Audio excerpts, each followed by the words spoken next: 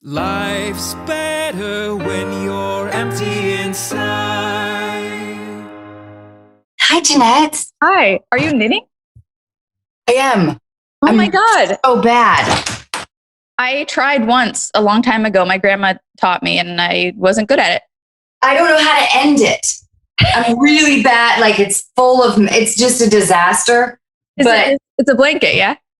Well, yeah. It's just going to be something long and gray. Okay. All right. Thanks, honey. Yeah, I find it really nerdily relaxing though, watching television. I don't know. It's just like the rhythmic motions. I need something like that. I'm definitely like a high anxiety person and it's not enough for me. I need something that's kind of like stimulating. You know what I mean? Like it's not enough for me to just watch a movie. I need like an extra thing. I am so with you. And I discovered that I like puzzling. It's not even that I like it during this time, but it's that I find it really, I don't know, how mundane it is. There's something that I was talking to a podcast guest and he was saying, well, it's like meditation, which I clung on to because I was like, now I can justify my useless hours of putting cardboard bits together. That makes me want to puzzle. I haven't puzzled in so long, but the last one I did was like a Polar Express puzzle when I was 11 and it was great. Jennette, if it's not tugging at your life, then you don't need it. Okay. Hey, how do you like podcasting? Do you get nervous? I still get nervous every time I talk to, I was a little nervous to talk to you. I don't know. And well, you've done hundreds of them and every time. How many have you've done? So many. Yeah. I mean, we've been doing it since 2015. I've been listening since 2015. Really? Yeah. Thank you. Oh my God. That's a lot of me. It's great. But no, I totally agree. I get I get nervous. I used to get nervous like the night beforehand and like not even be able to sleep. I'd be like, oh shoot. Oh God, I've got my like notes. And then I feel too rigid. And I'm like, okay, well now I'm not in the moment because I'm too rigid with my notes. But now I get nervous probably like 2 hours leading up to it. So it's not a day, but it's still some time. Well, it's like you're spending an hour or more with somebody that you don't really like, with kind of with in-depth conversation with somebody that you've just met. And for me, like I attempt to like, I have a perception of some ideas, but it's like, because I don't know the celebrity. So I'm kind of grappling with the same information that kind of the public has. Like, well, this person seems cool and they might be into this thing, but I guess I'll take a stab at it. Yeah, but it's, and then the shift to Zoom has been, I've kind of struggled with that. I like it for its ease and it feels more intimate, but we used to have like these super ruckusy like dinner party podcasts and like everybody was, like people would stay till like 1 a.m. and that was really fun, but it was also exhausting. And it was also, there's like now the shift in, I don't know, national mood and gravity feels like it's harder to feel that frivolous. It feels like a more innocent time or something. Sure. No, there's a global shift that is like undeniable for sure. But it's interesting that you had the shift of like going from non-Zoom to Zoom. Cause I felt like I lucked out in that being in person definitely makes me way more nervous than like over Zoom. There's a thing with like eye contact I struggle with.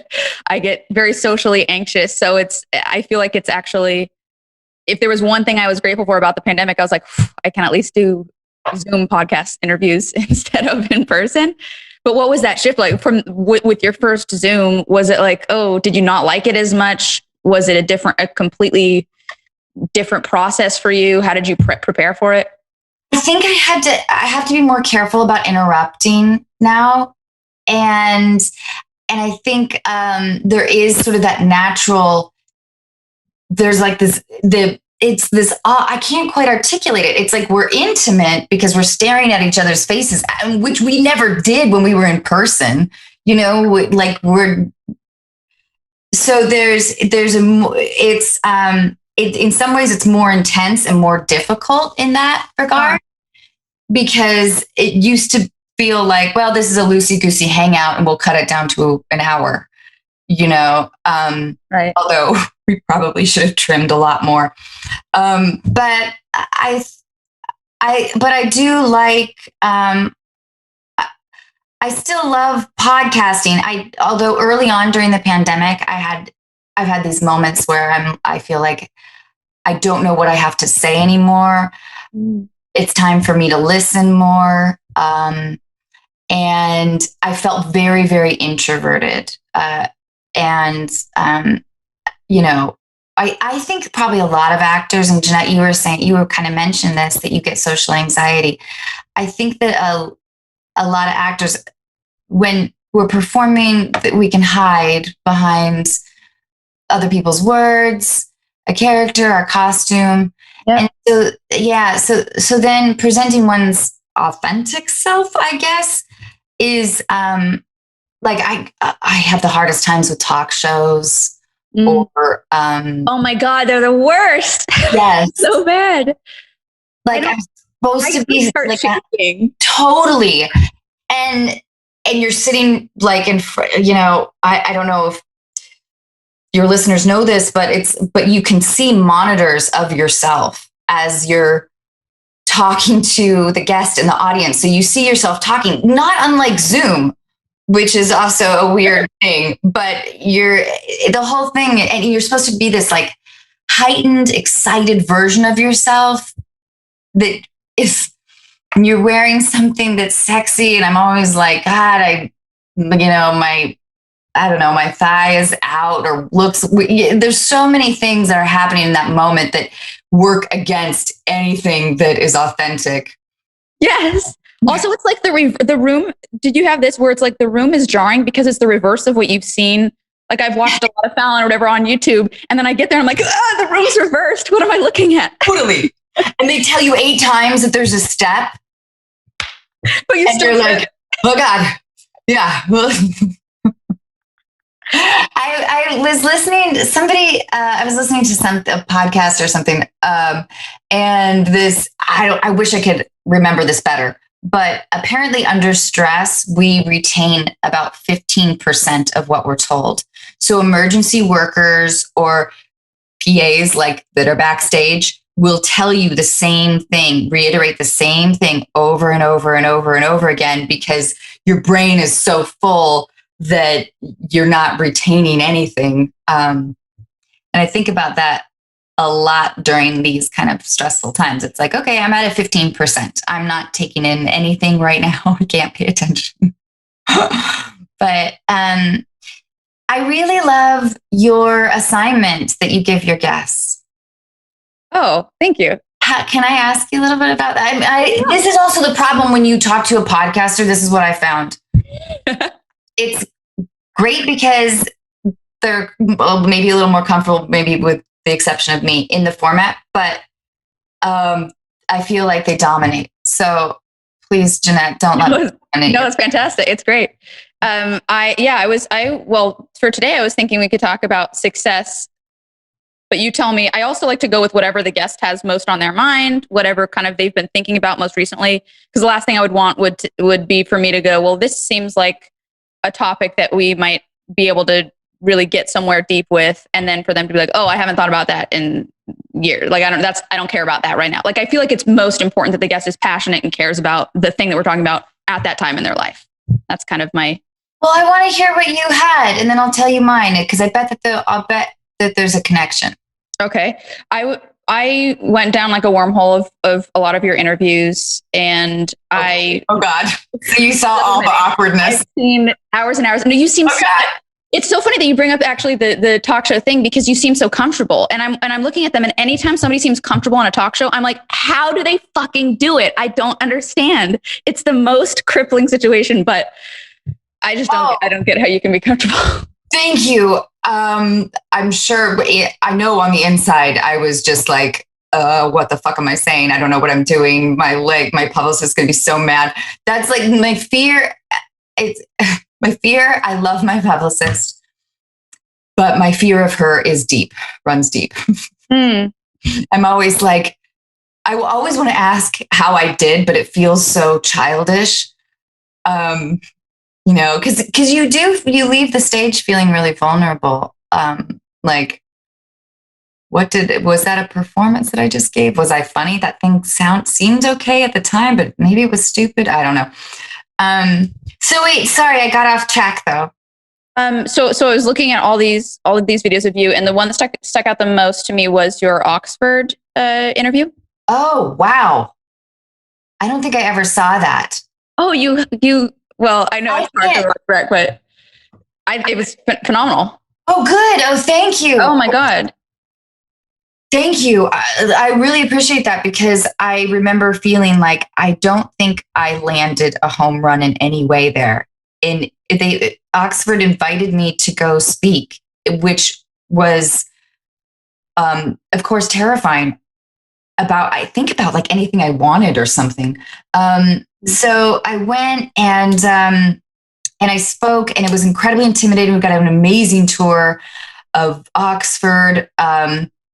But I thank you for complimenting, because I couldn't ever bring myself to actually revisit it at all, because I felt like it was not a huge success. Oh my God. You were so honest and vulnerable about things that I feel like, because particularly when you were speaking of fame and you were talking about kind of the experience of when you had, maybe I'm paraphrasing here, but just like an experience that you were a little bit ashamed of or felt guilty about from your past, and kind of how you changed that to stay grounded, and I was so inspired. And I also feel like no celebrity's like, oh yeah, I kind of did this thing that I'm not super proud of. And fame has these effects that you don't necessarily expect. And I get why it's a hard thing to talk about, because it seems like, well, it's fame. Like, of course, it's this, just the bells and the whistles and the glitter, and it's this romanticized thing. So you can't really, it's kind of like taboo to say anything negative about it or negative about your experience with it. But just hearing you talk about that, I was so engaged, and I just thought you were so honest, and it's really rare to see. Thank you. Well, what's your really, I mean, it's, I think that it can be, I think it can be easy. I don't know. I was going to talk about the idea of absorption of a higher status level.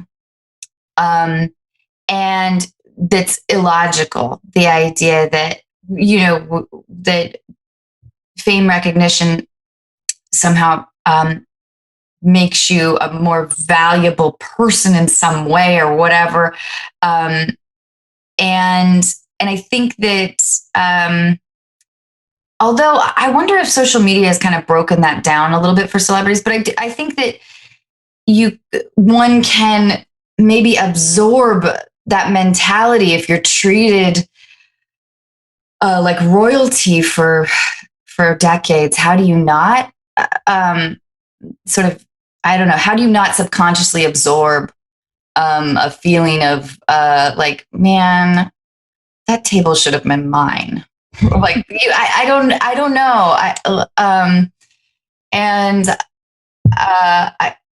I think, but for me, I feel like the industry, I mean, I'm 43, I'm about to turn 44. I think the industry has humbled me. I mean, there's enough humiliating moments that, I mean, whether it's like rejection from with an audition, or if it's a bad review, or if it's, I mean, there's just enough rejection that for me, at least, I hope it has kept me not feeling like any kind of princess at all. Did you experience much rejection? Because from the outside, it seems like, you've just had this soaring career. Like, where's the rejection, right? Yeah. Yeah, I mean, I started acting when I was 9 up in Seattle. When you were 9? Yeah, I was doing like theater. Like, there's a big theater community in Seattle, and So I was doing a lot of theater, and then I would do like little commercials if I got those. I was a really awkward looking kid, so I never booked like the commercials. I mean, I did a Safeway commercial for a $200 gift certificate to Safeway, but yeah, that was a gem. But so I had been through. I spent like high school, like middle school and high school, going to those auditions and getting rejected, but doing the plays. And I was very dismissive. I was a snob already about commercial work because I was around a bunch of like adult broke theater actors that are very bitter and very fun. But and then so I when I was in college, though, I decided to quit acting. I didn't think I would ever. I just didn't think the cards would lie. I thought that I was a solid actor, but I didn't think that I was necessarily special enough, or that I was attractive enough, or that it felt elusive. It just felt like buying a lottery ticket or something. But at the end of my senior year in college, I would still act for money on the weekends and stuff. I would get little dinky jobs, and I booked this horror movie that was shooting in Seattle. I was a local hire, and that lead actors were from Los Angeles. And two things happened during that. Lover's Lane is the movie. It's so bad. I'm embarrassed to say. Well, you know what? I would applaud anybody who could ever find it.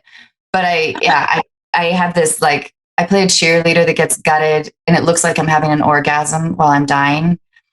I did not intend for that, but anyway, I guess that's how I imagine death would be.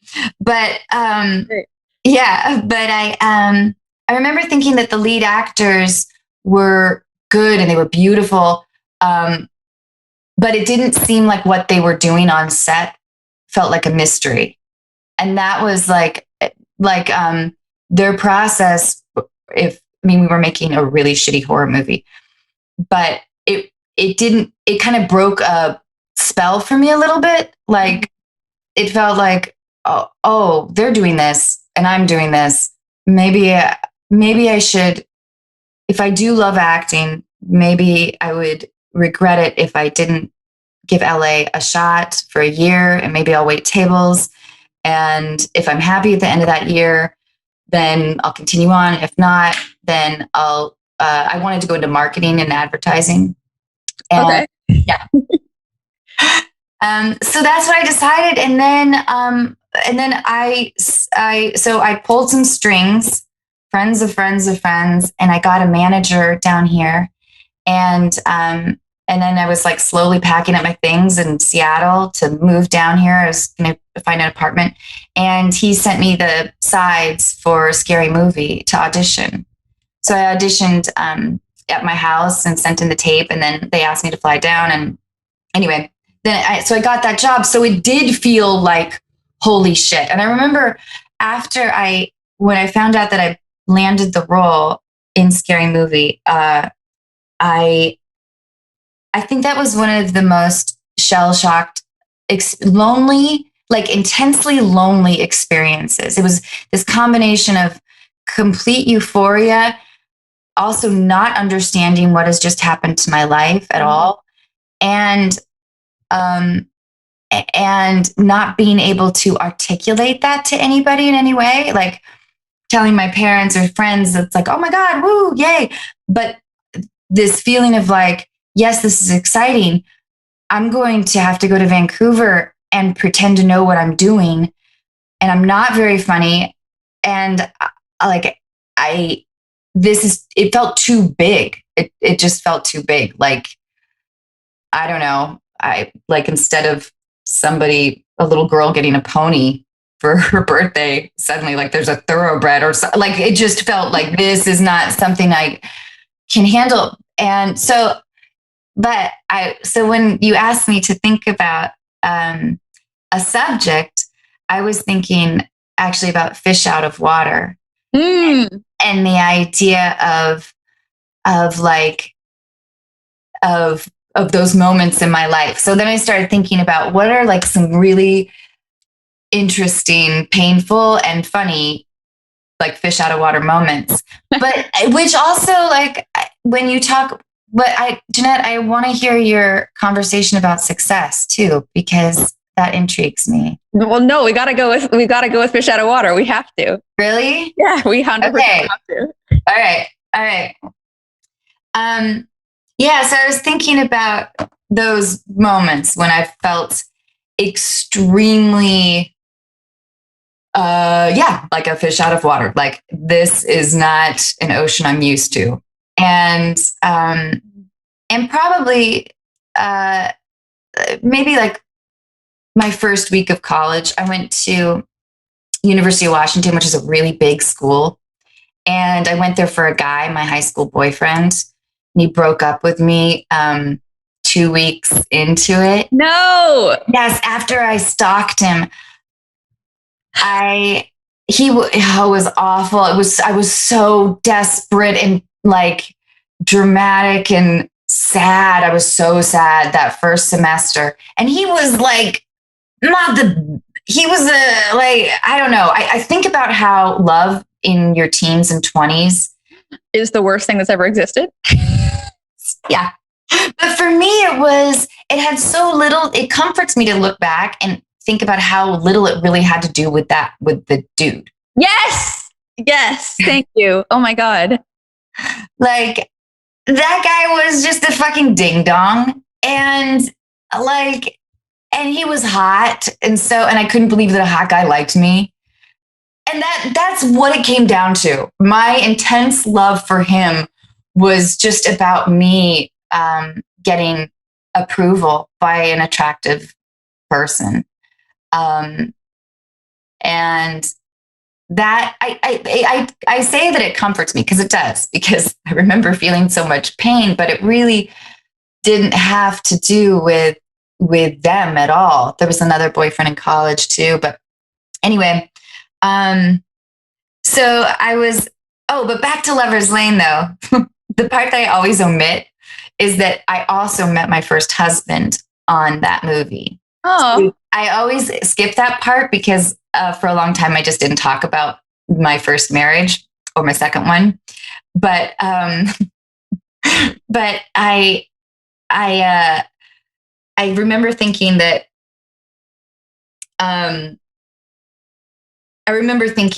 I wanted that glamour too, like the glamour of LA. Like that felt so. Those four beautiful leads, one that I married, felt so.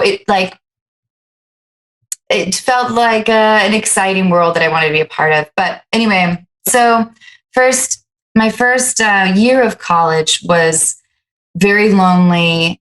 I did not know how to make any girlfriends. I lived in the dorms, which looked like Eastern Bloc, like concrete hellholes. And I remember really struggling to make like to make friends, but especially guy friends. They were a little easier, but I remember really feeling which I had felt all my life, and I still do feel how to make female friends easily. That has been a lifelong struggle. Tell me. Do you know? Have you found the answer? Why is it harder? I don't know. I feel the same way. I feel like I grew up with 3 older brothers, so I was like, well, maybe it's just that I'm used to having brothers, so I can like whatever. And then, I don't know why. I agree though, where it feels much more difficult. I feel like there's this different kind of language that you have to speak. That I'm like, what is this language? Tell me, somebody, please. I love it that you say that. And I don't know if like when you were I feel like most girls go through this, like the trio friendship idea, like where you have 2 good friends, like a trio friendship I think is a disaster for younger women, because inevitably, I think somebody's like betrays somebody else. And then it's just so painful when you're on the outs of the trio. Mm. I'm with you though. And I was talking to Kate Mara the other day, who is really close with her sister. And I was like, so and I came to the same conclusion too. It felt like, well, I have an older brother. Maybe because I don't have a sister, did I lose out on like the bonding things, or and I think I'm intimidated around large. Oh, that brings me to another fish out of water story, though. Yeah. My relationships with women. I was invited to. I would tell you more if we weren't recording, but but I was invited to a Hollywood party with a big starlet game night. I hate game night. It just terrifies me in general. I knit and I puzzle, Jennette. I don't want to be yelled at. And I hate that kind of pressure. And I don't know anything about pop culture. So I was over at game night and I was so bad. I was so bad that I hid in the bathroom until the opposing team. And it's all these celebrities and we're playing celebrity. And it's the whole thing. And everybody is like, the party, without getting too specific, it felt like, it felt like everybody was born and raised in LA and everybody was beautiful and glamorous. And I was like, I just felt so small. Mm. And so I hid in the bathroom. I cried the whole way home. It was like, I don't know why. I was there with Chris and Chris was like, honey, why are you crying? And I'm like, I don't know. I just like, it felt like, I mean, I hid in the bathroom. I was an adult hiding in the bathroom. And that was a painful fish out of water moment because it's sort of, I think there's always this lingering idea that maybe I have it very much less so now that I'm in my 40s, but of not belonging in this town. And that was like that feeling concentrated intensely. And it felt confirming, like, oh, okay. Yeah, I don't know. I don't know what they're laughing about. I don't know. I'm not in any of the inside jokes. I don't know like what the protocol is. Have you seen The Crown? No. There's a great scene where there's a few fish out. That's actually kind of, we've been watching it, but there's a great scene where Margaret Thatcher, played brilliantly by Gillian Anderson, is she's having dinner. She's spending a weekend with the royals, and she just kind of doesn't do anything right. And it's wonderful. It's such a wonderful scene because she's amazing. But that feeling that we've all had of like, oh God, I don't know the rules. I don't even know. And when I like, so wait, but Jennette, do you know what I'm talking about? Can you share? I have like 8 of them up my sleeve. Oh my God. I want to hear all of them. I have a recent one, like during COVID, where somebody who had been a guest on my podcast was very sweet and invited me to like this kind of group hangout. And I was already like intimidated going in. It was a bunch of stand-ups and a bunch of women. And already I was like, oh God. And I brought my boyfriend, which was maybe where I immediately like made the wrong move, but he knew one of them already. So he already was like familiar with the group. So I thought that would be kind of a nice entry point. Like it would help me feel kind of at ease. And he already knew them. There was history. So we get there and I just feel like I completely shut down and I felt like I could not speak. Like I couldn't say words. I don't know what happened. And I felt like at the same time as I was shut down, my thoughts were beating myself up of like, just say something, like fucking say something. These people they're nice. They're like having you here, like laugh, like say something somewhat on the same page of these people around you. And I swear to God, I don't think I said a word the whole night. Like I just became this shell of a human being. And then afterward, I cried on the way home and I felt so bad and I felt so ashamed. And I felt like I just don't know how to belong. I don't know how to do this thing. I don't know how to like, you mentioned something about absorption of like, I forget your wording, absorption of the fall of the next tier. What was your wording? I can't remember. But it's like, I can't absorb into the tier. I'm not in that tier. I can't fucking do it. I know. And then I think coupled with that too, I did a fundraiser over Zoom, and there was like six other actors, and I was a maniac.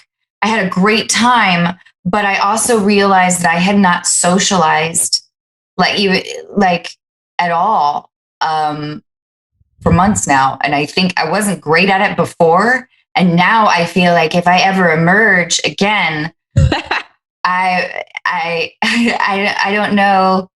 I'm out of practice with any kind of I don't know, conversation, like finessing. Yeah. It's refreshing to hear you say this because you're on the you're on the top tier. You know what I mean? Like I'm looking up at this top tier. You're on this top tier, and to know that there's somebody out there on the top tier who still feels it. That's it gives a sense of hope and comfort for sure. But do you feel this thing of like, I feel like there's this fame code that like nobody tells you about. Like, I'll give an example. On set, there was somebody who had like, there was like a big guest star, is I don't know, 8 years ago or so. And a co-star was like, oh, I'm going to ask that person to lunch. And I was like, I asked them for their autograph. Like, I didn't know that we were at a lunch thing. This was like a big deal. I got the signature. Totally. I'm so with you. One of my fish out of water moments was I went to the Oscars a couple years ago. Maybe Chris was presenting or something. I don't know what was going on, but my new agent, who wasn't my agent, my point person at all, but like flashy Hollywood, came up to me, and he was with Meryl Streep, and he introduced us, and I shook Meryl's hand, and she was wearing this gold dress, and my bracelets snagged it. Like they caught, and he started like pulling the thread. It like snagged on my loaned bracelets. And I was like, fuck, this is like, of course this is happening. And then it was really awkward because Meryl and I were like kind of attached for a second. And she's like getting like there's 8 people trying to talk to her. And I'm like, oh God, it was just awful. Like the ceremony hasn't even started yet. And I fucked up her dress. Oh, this is awful. But yeah, I'm with you with the code stuff, like, I think a natural confidence or something that maybe I think the idea of like, yes, my existence is important fundamentally. And I've never really felt that way. I'm always like, oh, I'm sorry to be here. Yeah, sorry to be like, yeah. But then, what's your relationship with acting? Do you find it a refuge? Or is it like ultimate exposure, like when you're actually performing? I quit a few years ago to try my hand at writing and directing. It's going great. I quit a few years ago because I initially didn't want to do it. My mom put me in it when I was 6, and by sort of age, I guess 10 or 11, I was the main financial support for my family, and it was very much like just the pressure of my family didn't have a lot of money, and this was kind of the way out. Which I actually think was helpful in driving me to some degree of success, because I don't think I would have been as ambitious if I didn't know that it was further for my family. Like I had to fucking do good and hit my mark and nail my thing. But always, acting was difficult for me in the sense of the anxiety aspect. Like going into auditions, I would pee 15 times. I get so stressed out. My heart would just pound. I'd get so clammy. Really, it was kind of a battle of nerves. And I think once I started to kind of get the nerves under control was when I started to actually get some traction. But I ultimately quit after my mom passed away, because with her death kind of died a lot of her ideas for my life. And that was its own journey, and a difficult one for sure. I'm sure. Yeah. What about you? So you started when you were 9, and was this something that you wanted? You were like, I have to act. I want that escape. I want to be somebody else. Or was this something that somebody kind of introduced to you? No, I started like my mom, when I was 6, my mom enrolled me in like, I don't know, ballet and like pottery or something. And also, but when one of the classes was an acting class, like an imagination class. Okay. And I loved it. I loved it. So I hated everything else. I loved that. I played a lot by myself as a kid. I had all kinds of imaginary games. I'll tell you all about them, Jennette, later. You don't have to, but listen, here's the breakdown. There's Runaways, there's Orphanage, there's boarding school. Those are the top 3. Yeah. Yeah. So I continued to so my mom would enroll me in acting classes, and when I was 9, an acting teacher, one of the acting, and they were just like little community things. But the teacher suggested that I audition for a play, and then I ended up getting the role. And that was when I think it wasn't that I loved acting, but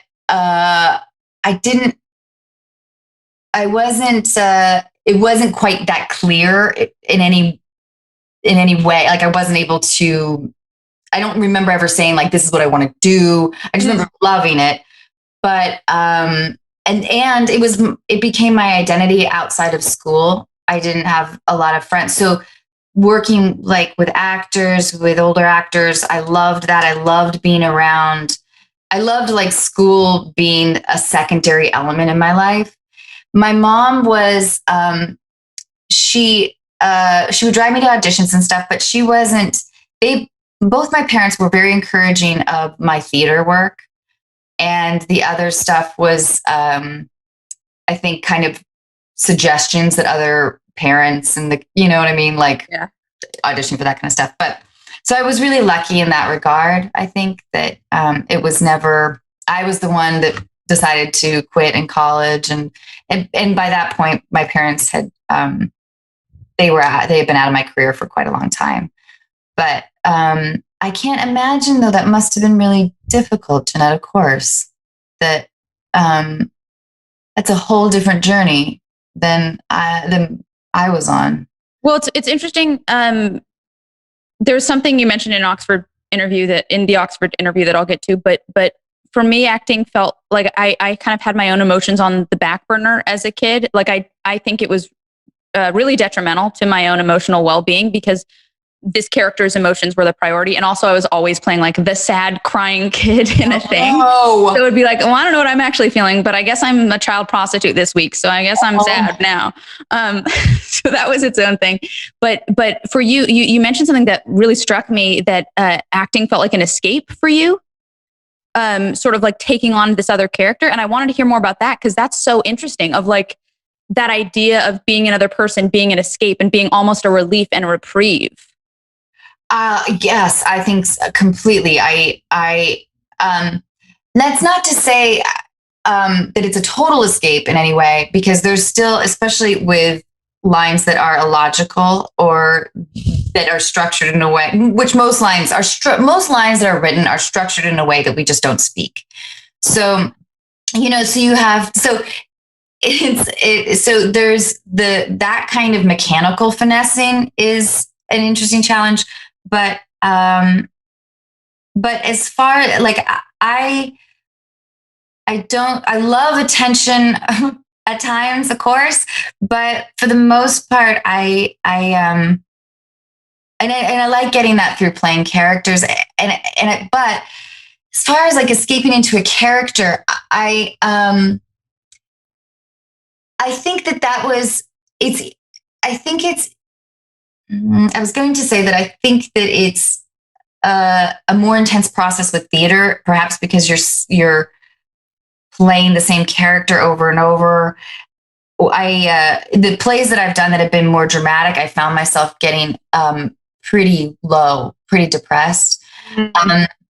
But because there is that kind of character absorption, but in a way that I feel grateful for, because it makes me feel like, okay, emotionally, I can provide more of my own personal truth to this performance, because I'm feeling blue in the way that my character would be feeling blue. But yeah, but I love there's the mechanical aspect, like was a character like the house bunny. I had to get like the shoes were hugely important to me. Shoes are like in terms of embodying a character are really important. And then and it kind of all sort of grows, the whole combination of costume, dialogue, environment, and sometimes like I looked back on playing Shelley, and I've always been a really nice person. I hope that people would describe me as that.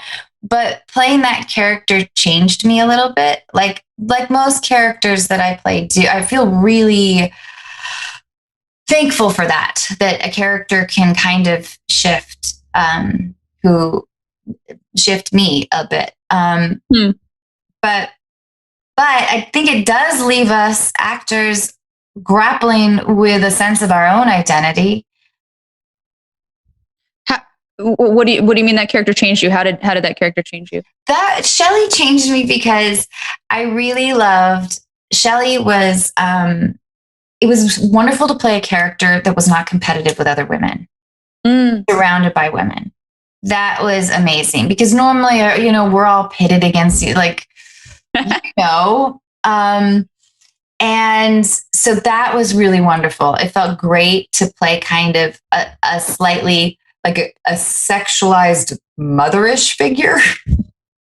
It was like that experience felt great in that way, that Shelley always saw the best in everything and was never cruel ever. And so I loved it. It made me want to be more like her, want to be a less judgmental person and a more considerate person. I loved, and I think I've had moments like that too with some other characters, but I think that was probably the most weirdly impactful character that I played for me personally, in terms of growth. But I like the freedom of, well, it's actually, freedom is an incorrect word because acting can be incredibly confining. But yes, I don't think anybody talks about that. I think the fact that physically everybody's in your business, touching you, like everybody in every department has to have a piece of you for them to do their jobs, of course, but still it's like you are physically not even your own. You're told to change a thing and the mic person's like touching your tits and you're like, okay, I guess they're always a little handsy. You're a prop. And when they'll be like, bring in the talent, and it makes sense. At first I was like, talent can't, then you realize, yeah, you are like the moving chair of this scene or whatever. No, that's too simplistic. But I remember when I was maybe the first week of Scary Movie. God, they were long. I had never worked that hard in my life. I didn't understand film hours. I was like a college kid suddenly working 12, 13 hours a day. I thought this is an impossibility. I was like, I didn't understand that. But I wasn't getting any feedback on my performance at all, which is normal. I don't know at least I feel like, but at the time I did not know that was normal. Sure. This is my first big movie. I have a large role in it. I'm scared shitless. And I didn't think that anything I was doing was good. Anyway, so I was going through all kinds of crisis of security moments. But so I asked the hairdresser, oh my gosh, I'm sorry, this is my phone. What's happening? My father. So I said, how do you think that last take went? And she said, oh my gosh, it went great. You didn't touch your hair once. And it was eye-opening, and it was a relief because I was treating the crew like an audience a bit, like expecting them to and then that slow realization that it's not a theater audience, that I don't need to, I wouldn't be getting too much feedback from the crew, was the lesson. So then, but that leads to additional vulnerability in terms of if you feel like you're hitting, if you feel like you are sort of in the right place at the right time, if you're doing your job to service the story. Mm-hmm. And I think as women, I mean, I've been cast what I call the bounce card roles, where I am like I don't know, let's see, probably super ex girl. I have a few of these roles where my job is to kind of highlight a man's performance. You know how we do it, Jennette. Oh yeah. Gotta pay the bills. Oh yeah. But my adolescence was all about being like the lowly, hideous goblin that the handsome boy dares to speak to. Like, how I did him with his fucking bowl cut parted down the center for him to even look my way. He was like a hero. Did that affect how you viewed yourself? Yes. Yeah. Agent, when I was 10 years old, my mom was screaming on the phone with my agent about me not getting in for an audition for fucking Because of Winn-Dixie. And my agent, I literally hear her on speakerphone go, well, Jennette is not, they want a ethereal beauty. Jennette is not an ethereal beauty. She is homely. She reads homely. And I was like, okay, I guess I read homely. Guess I'm going to go put on my children's plays pants. But it's interesting because something struck me that you said earlier about you were saying. Jennette, I'm so sorry. No. But you were. And I have a gazillion of those I could share with you, but I don't mean to cut you off. Go on. No, please do, because you mentioned earlier this your first husband and this cast of this film being this beautiful, beautiful cast, and then something about maybe not feeling. I don't want to put words in your mouth, but it's interesting because you're so beautiful, and I don't know how that thought process affects somebody like you. Like I truly don't understand. So please. Oh, Jennette, but I feel the same way. I think that we're left vulnerable to in what we do to that kind of infiltration in terms of how we define ourselves, right? Like because I mean, I've definitely been told not attractive enough, not tall enough, whatever. Like, I don't know. I'm sure there's lots of those kinds of things, but I think one time I was told that I didn't have enough soul. And I guess they were right, because truly what stung more is not being hot enough. So that's hilarious. Confirmed. I think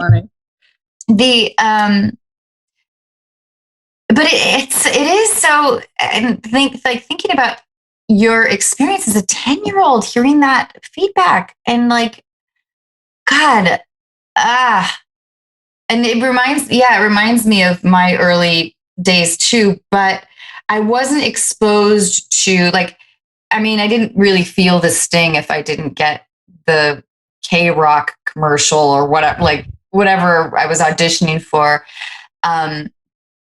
I was kind of protected from some of like the personal stuff until I got to LA.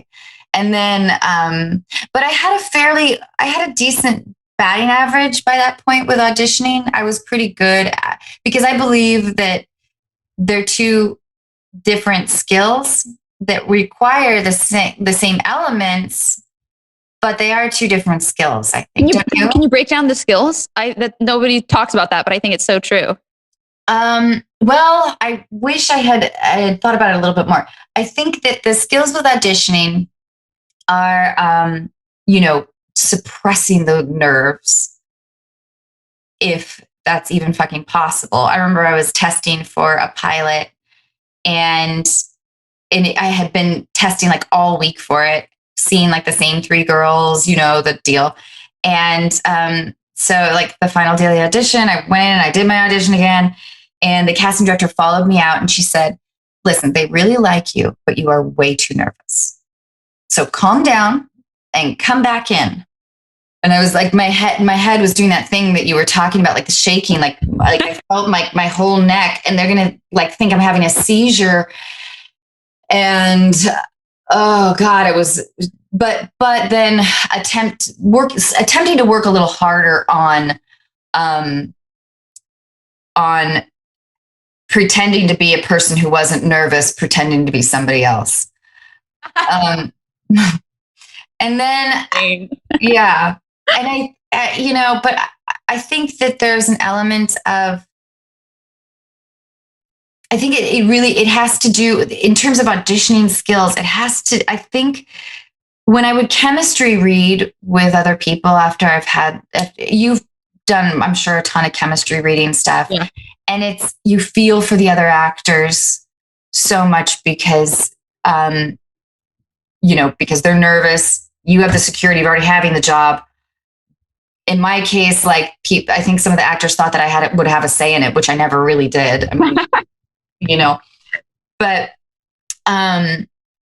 it was terrifying and interesting to see the other side of it.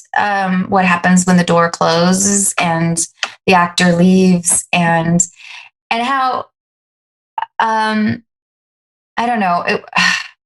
I think auditioning, it requires a small degree, not too much, I think, of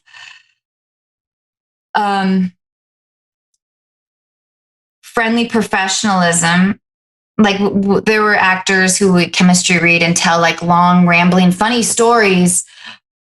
But I think that there is like how do I put it?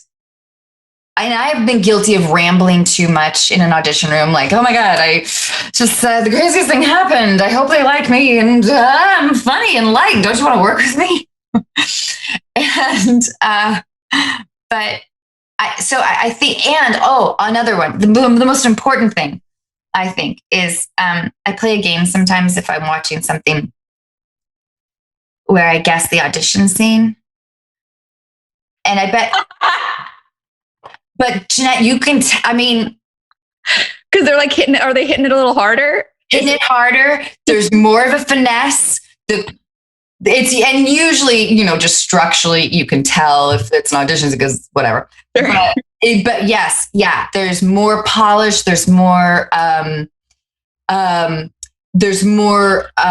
undulation of rhythm. Dynamic. You can feel the coaching. Yeah. Yeah. Yes. Back. Release.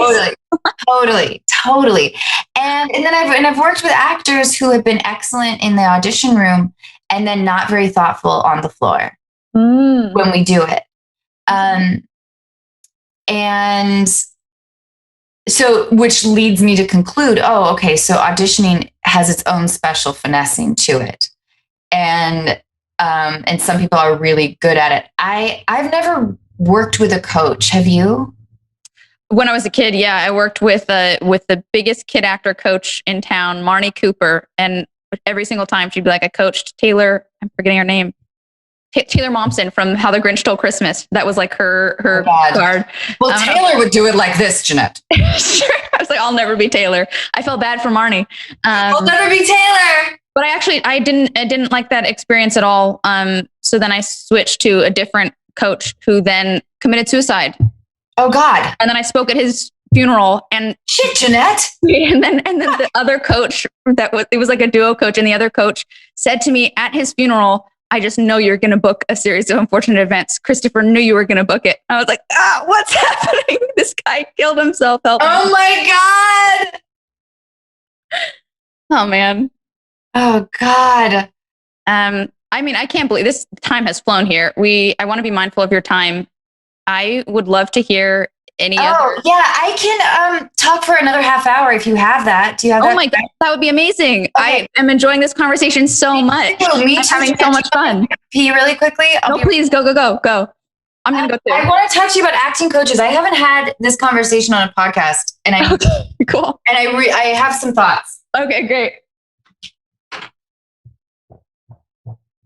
But wait, acting coaches. Yes. I've never had one, so it's not fair for me to say, but I don't know if that format works for me. I have to trust my own sense of once my own sense of logic gets wavered or thrown, I lose a lot of confidence and it feels like it makes the puzzle more difficult sometimes. But that's my naive experience. Because I have had acting teachers. I studied acting in college until I quit, but that wasn't positive for me either. But that sounds, your opinion sounds like the correct thing to me, because it's like, it's such an intuitive experience that having somebody else kind of analyze, overanalyze, break down, and have a routine and it's like, that's kind of going against it. The whole thing is throwing yourself and your vulnerability into a role. It's so counterproductive to just be like, well, by here you need to hit this mark and that. It's like, you can't wedge yourself into logic for acting. Come on, right? Jennette, was there anything that would make you return? I wrote this one woman show and I performed that. And I really did not want to, because of the nerves, because of feeling like I don't want to fucking act anymore. I'm done. But the thing, ultimately, I was going to have my friends kind of do the show in a wig. And then I told that to a friend who was like, that's the worst idea you've ever had. You can't do that. So I did it just for that show. But I think that show, that one woman show would be the most of it. Have you ever gotten to a place where you're like about to quit or want to quit, or like, I've lost my love of it? Or has it always just kind of been a consistent piece of your life? Well, it's interesting. Like now that I'm not doing mom, I feel, I think that I will always, we're remodeling a cabin up in Washington State, and there's like this, we have this great forest, like 7 acres of like kind of older growth forest. And I have a dream of having an amphitheater, like a really small one, just so, to force like children to perform or force people to watch me to perform, because I do think that I will, but because like this year, especially with quarantine, I sort of felt like maybe there's a bit of, I started having like a sabbatical mentality. Like I've been anxious about work for 20 years in this industry. And mom was by far my longest job. I, normally it was like movies that you're on for 3 months and then you're freaking out about your next job or at least that was my thing, was like, mortgage payments, shit that we always like. It's like, yeah, I'll do Yogi Bear 3D. Yeah. Okay. Guess that's what I'm going to go do. My passion project. But I also don't know what I would do, but I think that in order to accurately answer your question, Jennette, I wonder if I need like 2 more months to assess my relationship with acting right now. I think back. Let's figure it out. Lately, the last, because like 2 months ago, I was feeling like, I want to like canoe. I want to just like canoe around a lake. I want to read. Can I do those things? But now I'm starting to feel that familiar itch and drive again and thinking about other characters that I want to play. Have you played a character that has felt very rewarding? Because I imagine, or like, have you played a character that has fulfilled something in you? Because I feel like the characters when you're young, They usually the material's simplistic, or I don't know, or maybe it just doesn't give, maybe you don't have the perspective to have any growth or attachment to a particular character at that age. I don't know. Thoughtful, like insightful question. My experience with acting is I'm so ashamed of the parts that I've done in the past. I feel, and I know how I get that this answer is like super unlikable. And then it's like, oh, boohoo, you were famous when you were a kid. Like, oh, cry me a river. But it is true to me. So that's the most I can offer. But it's like, I resent my career in a lot of ways. I think like, I feel so unfulfilled by the roles that I played, and felt like it was the most just like cheesy, embarrassing. I did the shows that I was on from like 13 to 21, and by 15, I was already embarrassed. My friends at 15 weren't like watching this show. They're not like, oh, cool, you're on this Nickelodeon show. It was embarrassing. And I imagine there's a very different experience to be had with acting if you're proud of your roles and if you feel fulfilled by them. To which I would like to ask you, what is the role that you've had or the project that you've been a part of that you've been most fulfilled by? Oh, for different reasons, I have to give you different answers. I did this indie movie called Smiley Face. And it felt, the script was, it was one of those, probably the only time that I would like wake up at 5, to go to set and be really excited about the dialogue and the scenes. Wow. Every day I was like, oh my God, I know what I want to do here. This is going to be like, so like, and because it was so low budget, I think I got like $5,000, if that, or whatever. But I think we made it for like 700,000 or something, but it felt like this kind of it was very collaborative in a way that nurtured me, as opposed to like the bigger budget movies where you hang in your trailer and you don't really have a sense of you don't have a sense of filmmaking in any way, or being a part of the team.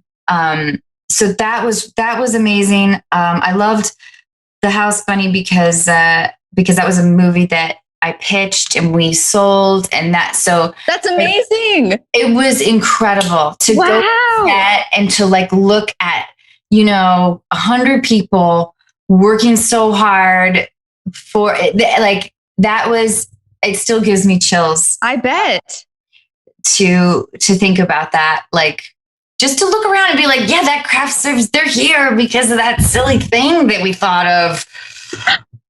That was amazing. I did love playing Christy with Mom, but playing a character for a long time, I didn't have, especially maybe in that world too, like she shifted a lot from season 1 to season 7, because I think the writers get to know you or whatever. And so it felt more, it didn't feel like as much of a delineation, I guess, between myself and Christy, but, and also the format itself isn't, it doesn't nurture sort of, the idea of characters much. I don't remember like I don't think Allison and I, we would memorize lines, we would talk about line delivery a lot, but I don't think we ever really like dove deep into our characters because they felt closer to us, and to some degree, I don't know if Allison would care for that, but also I think because it just didn't lend itself to, I don't know why. Anyway, I'm off on a tangent, but I'm missing a couple of good ones. I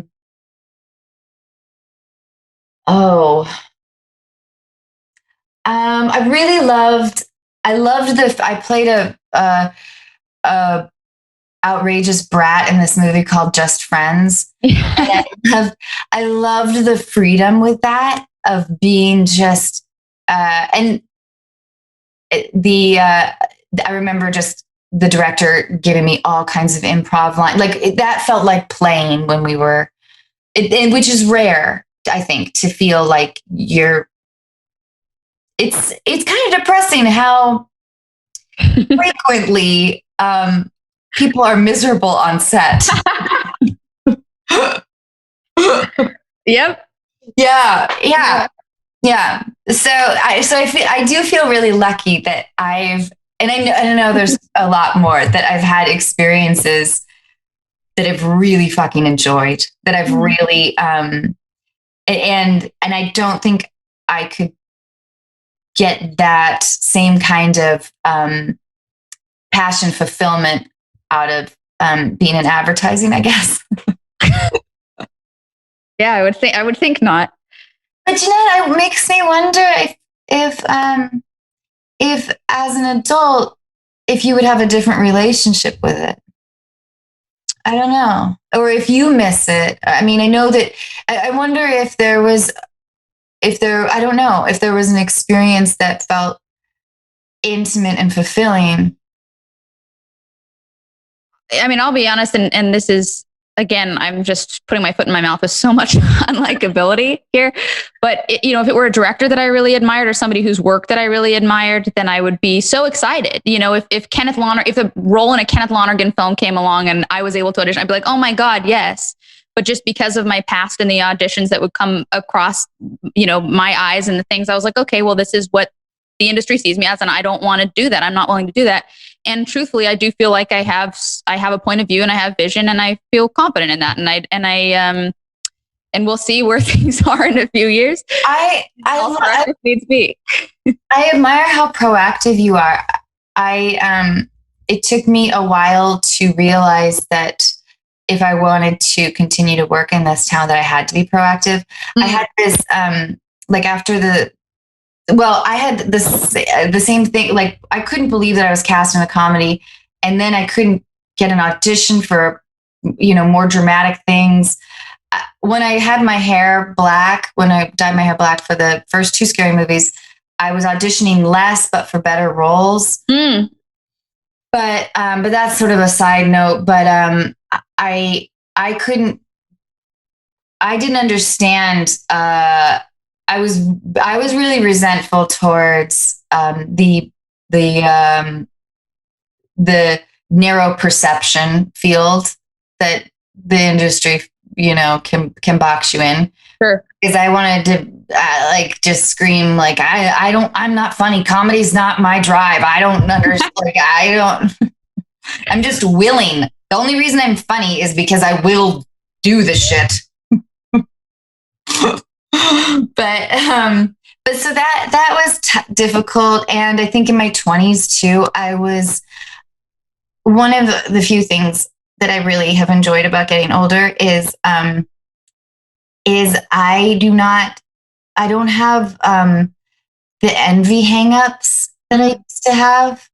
I'm not constantly comparing myself to the other actors that are getting the roles that I wanted, or that it also helps to be proactive. Like, then you can focus on you're not leaving your career up to sort of the whims of this town.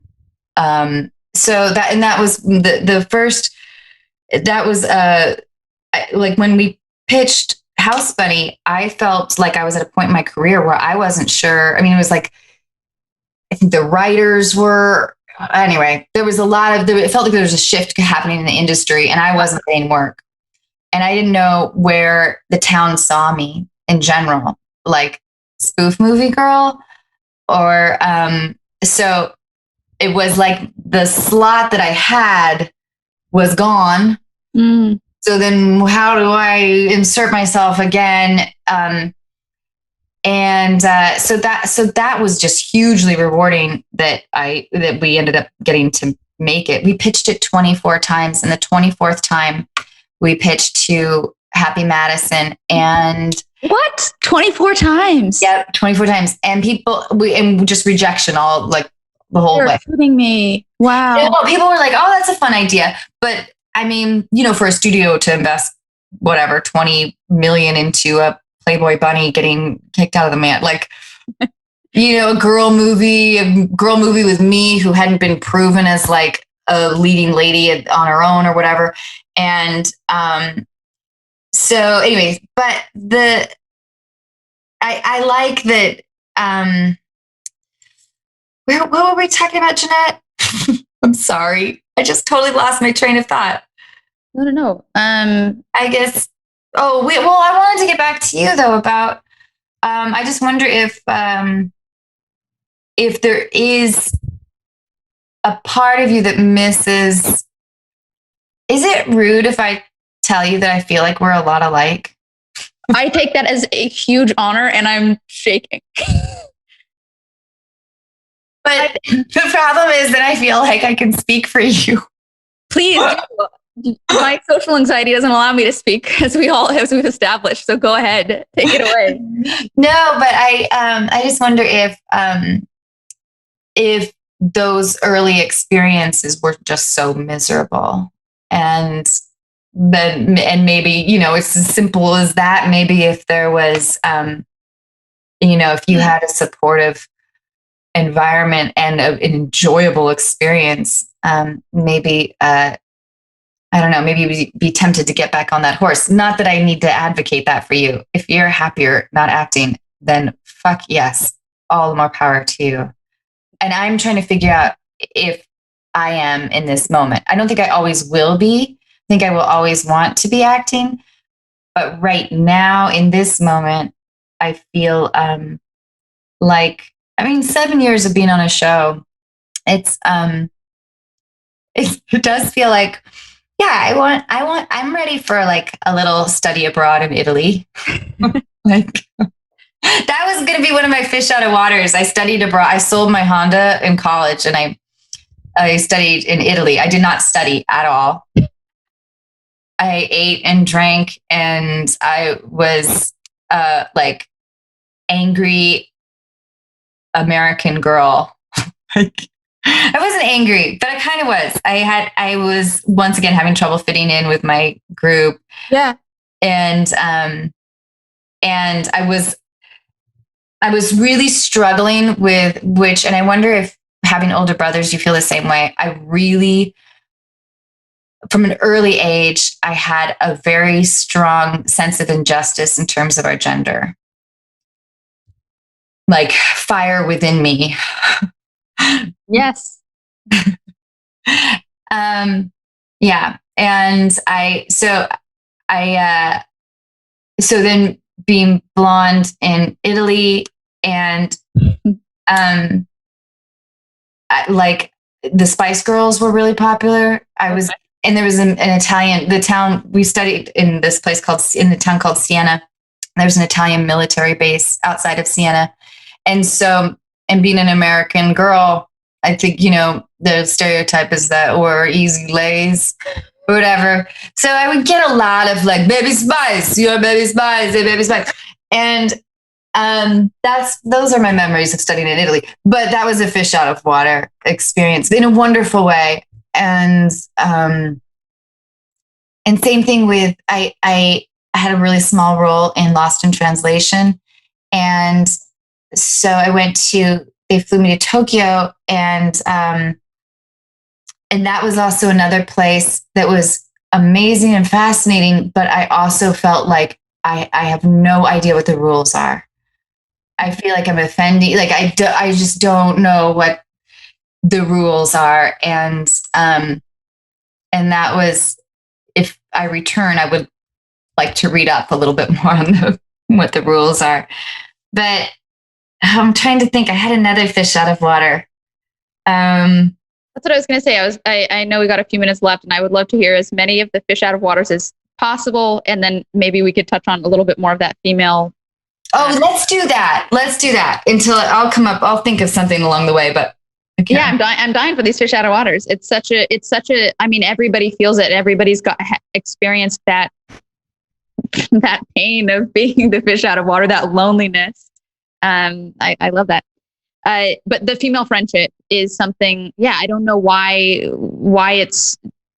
feels difficult. I don't understand why it feels so difficult for me. I don't know what it is that I'm missing, or what it is that I'm not able to do. Or I mentioned earlier kind of that there's like this different language that I feel like women speak than men. And it's sad to me, because I really yearn I would like to have more female friends. That sounds great, but I don't know. I don't know how to kind of navigate them. And it feels like there's just kind of these undertones and this secret language and a lot of passive aggression. I feel like that's just like, I don't know what to do here. I don't know what to do with this. Help me, please, somebody. Totally. Like, and I feel, I wonder, I don't know if I'm great at identifying my feelings and then talking about them. And I also, maybe because I have an older brother, my mom, who's amazing, she was tough though. She was tough. Like and she always she didn't let me have any like teen magazines or like I wasn't allowed to watch MTV. Like she was trying to, Same. See, we are the same, Jennette. You and I should embark on a journey to figure out girl code. Let's go canoeing. We're going to figure this shit out. But, and I do know that something that I do, and I don't quite know how to break it, is like if a friend is telling me something really intimate, like if their partner cheated or whatever it is, I have a hard time reciprocating with my own vulnerability. Like, and I realized that, like, so I give this perception as though I think that like nothing, like some of my friends may think that I don't have any problems or I'm unwilling to share them and which is unfair for them if they're sharing stuff with me. But my lame defense is sometimes I think that if I talk about a problem, especially with a partner, of mine to a friend, I worry that it exacerbates the problem in my own head. Yes. I'm like, maybe this won't be a big deal in 48 hours and then I'll regret having said something about this. So I'm just going to say anything. And also I don't want them to be checking up on this thing every fucking 2 hours for the rest of my life. Totally. And I also don't want my friend to have a poor opinion of my partner. Like I don't, all of those things. But I think as a result, it makes me distant from people, from my friends because I'm not sharing the kind of intimacy that they are with me. I so relate. Navigating that vulnerability is something that I don't know how to do properly. I'll be like, my mom died or something. I'll just like throw out the one thing that I'm like comfortable saying. It's the big one. Yeah, my mom died. Is your mom dead? Mine's real dead. She's real dead. God. Do you have a lot of female friends? No? No, I don't. I have one. Well, and COVID has kind of changed. I mean, also kids. Like, I don't have time to nurture the friendships, but I have like 3 or 4 friends. No, like maybe 3 or 4 friends that I use for different reasons.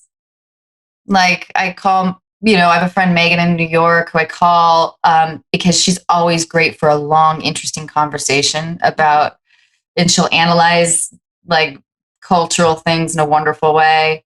I have my friend Alex, who I call when I'm feeling a little maybe more raw, even though I don't share things with her. I should tell her that. But yeah, and then there's a few more. But I'm pretty. I like being alone a lot too. Do you? Oh yeah. Feels like I don't have that anxious thing. Yeah. We had these woods behind my house that I played in every day. I just love, like, that was sort of my refuge. And I don't know. I think we're just, but it's this thing where I complain about not having a lot of friends and I want to figure out the mystery, but at the same time, I think I kind of know the answer. If I really wanted more friends, I could have them. I just need to tend to them, but I don't really want to right now. You know? Oh, I very much know. That's that's the incoherent breakdown that is like, I'm knitting. I'm knitting my long, endless blanket. All right. Hey, Jennette, I just love this so much. It's been fulfilling, and I will be thinking about this for weeks. I'm not kidding you. Like, I've enjoyed this so much. I can't believe the vulnerability that you have. It's like, it's really astounding to me. I feel like it's so rare, and so I'm like getting a little teary eyed. It's so moving. It's really amazing. Thanks, Jennette. I really appreciate that. Maybe that's also part of my girl code thing or something. I don't know. Like, maybe I'm like fucking it all up. I don't know. But I just love talking to you. I would love to be your friend if you would have me. Oh my God. See, that's the kind of shit I'm talking about. I don't know how to be a normal person to ask somebody to be their friend. Will you be my friend? This is the greatest part of my 2020, truly. So hey, Jennette, yeah, truly though, I would love to be in touch. that sounds amazing. And Michael Sherman is somewhere out there. He's my assistant. He's been lovely. He's been so nice. Good. Hey, thanks again. This was so lovely for me. It really was. It was like very therapeutic and enjoyable, and you're amazing. I'm so glad. Thanks for taking the time. Do you think Brian too? Oh yeah, that's so nice. Hey, check out The Crown. I will. I'll watch it. Olivia Colman, right?